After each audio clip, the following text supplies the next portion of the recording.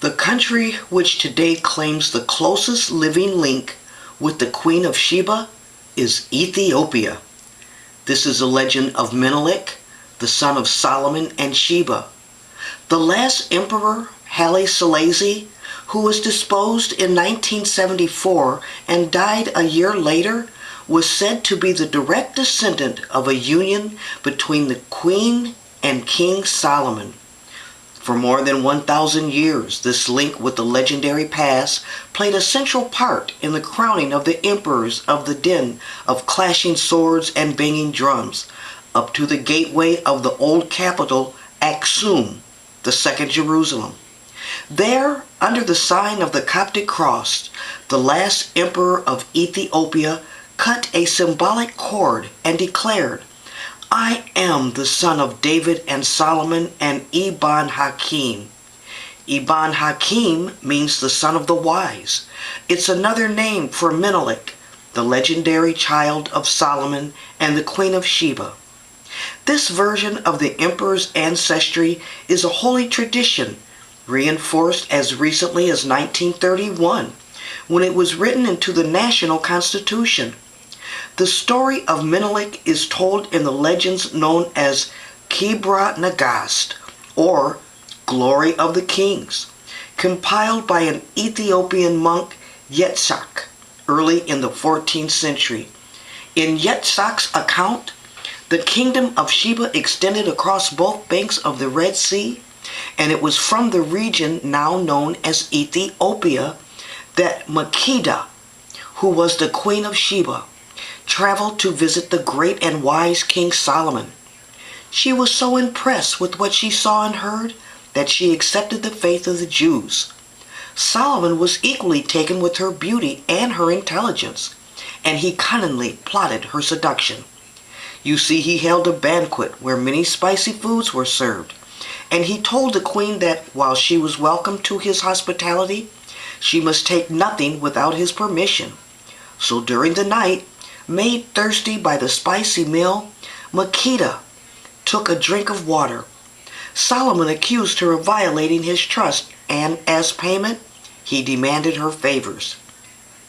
The queen, Makeda, left Israel and in due course gave birth to a son, Menelik. When the boy grew up, he went to Jerusalem to see his father. He was welcomed by Solomon and studied the laws and faith of the Hebrews, the original black Hebrews. But finally, he decided to return home. But before he went, Solomon's priest anointed him as the first emperor of Ethiopia. Solomon was so taken with his son that he commanded the elders of Israel to send their firstborn sons with Menelik, and they took with them the Ark of the Covenant.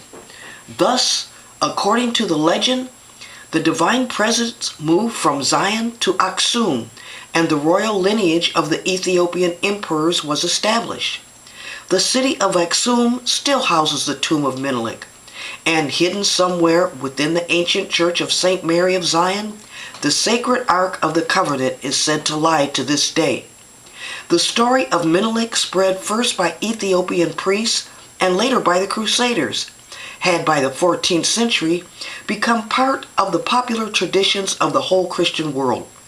Politics and religion coincide here, for by accepting the claims of the Ethiopians, the Christian Europeans felt they were winning an ally against the enemies of the East. To back up the Ethiopian claim, even geography was altered to suit the new faith. Up to the beginning of the 15th century, the Queen of Sheba's capital was popularly supposed to have been in Arabia. But in 1459, Fra Mauro of the monastery of Murano in Venice produced a huge map of the world which showed the city of Sheba firmly located in Ethiopia.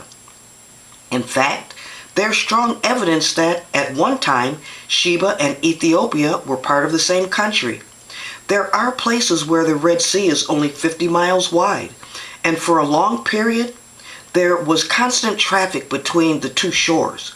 Shebans settled in the Ethiopian shore, and remains of their great hewn stone temples to the moon god can be seen in Ethiopia still today.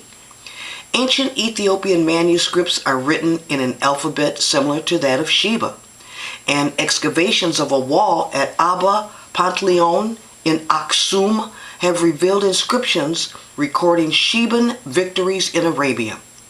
Religious writings from the 10th century Egypt describe Ethiopia as the king of Sheba.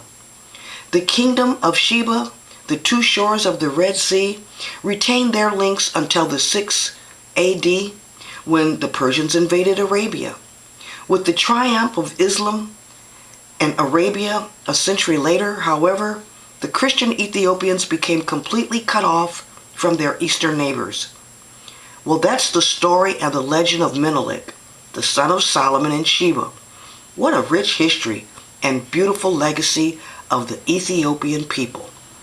Well, like, subscribe, and be a genius. Think for yourself. This is a Menelik channel.